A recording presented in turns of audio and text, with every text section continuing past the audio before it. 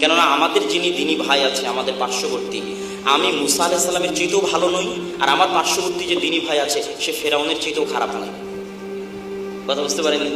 আমি মুসার চাইতেও ভালো নই, আর আমার পার্শ্ববর্তী যে ভাই আছে, যে শাহজালালের কবরে সিজদা করতেছে বা যে আপনার দৃষ্টিতে বেদাতি, সে ফেরাউনের চাইতেও খারাপ নয়।